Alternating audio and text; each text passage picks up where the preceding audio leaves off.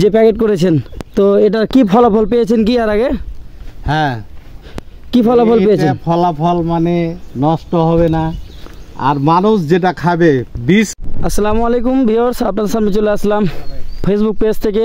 আজকে আমের বাগানে এবং আমের গাছের আম ফল কীভাবে প্যাকেটিংজাত করা হয়, প্যাকেটিংজাত করার কারণে অনেক সুন্দর আমের ফলন হয় এবং আমটা দীর্ঘস্থায়ী টিকে এবং কোনো কীটনাশক ছাড়াই কিন্তু আমটা যাই হোক ভালোভাবে সংকীর্ণ হয়ে ওঠে।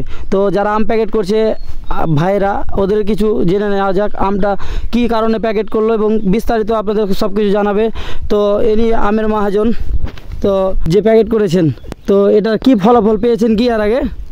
হ্যাঁ, কি ফলাফল পেয়েছেন? ফলাফল মানে নষ্ট হবে না, আর মানুষ যেটা খাবে বিষ মুক্ত এই আমটা। এখন প্যাকেট করে দিলে আর কোনো বিষ যাতে কিছু লাগবে না, মেডিসিন মুক্ত। এই আমটার সুস্বাদ বেশি, আর কোনো মাছি টাছি পোকা থাকবে না এই আমে। হ্যাঁ, এই আমটা অনেক সুন্দর, বেশি লাস্টিং করবে, এই জন্য সবাই খেতে পারবে। আপনার দাম কেমন পান আমের? দামের ভালোই দাম পাওয়া যায়। যাই হোক, এই আমটা কি লেটে উঠে না আগে উঠে? দেরি করে উঠে। যাই হোক, সবাই বুঝতে পারলেন এই আমটা কিন্তু অনেক ভালো এবং খেতেও ভালো লাগবে, কারণ প্যাকেট যেহেতু করানো আছে। সে আমটির পিছনে খরচও আছে। কয় টাকা করে খরচ করেছেন একটা প্যাকেটে? একটা আমে 5 টাকা খরচ। একটা আমে 5 টাকা করে খরচ করেছে উনি।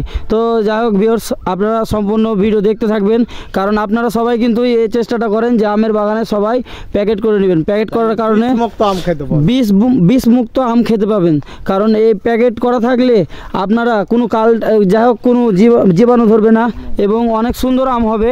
দেখেন গাছের থোকায় থোকায় আম ধরে আছে। এই আম কিন্তু যত সম্ভব আশিনা আম বলি আমরা, ঠিক আছে? আশিনা আম, তো অনেক ভালো হবে। এই আমের পিছনে দেখতে পাচ্ছেন কীরকম পরিশ্রম করেছে আম চাষি ভাইরা এবং মুরব্বি, অনেক ভালো লোক।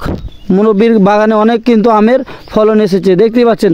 কে বলেছে চাঁপাইনবাবগঞ্জে আমের গাছে আম নেই? তো তা দেখে নিন আপনারা, কারণ আমরা দেখেছি কোনো টিভি সংবাদে বলেছে যে চাঁপাইনবাবগঞ্জে আম খুব একটা গাছে নাই। তো না, বড় গাছে আমাদের চাঁপাইনবাবগঞ্জে আম নাই, কিন্তু ছোট গাছে অনেক আম এসেছে। তো আপনারা দেখে বুঝে নিন। লাইক, কমেন্ট, শেয়ার করে আমাদের পেজটিকে পাশে রাখবেন, ফলো করে দেবেন। ধন্যবাদ। আসসালামু আলাইকুম।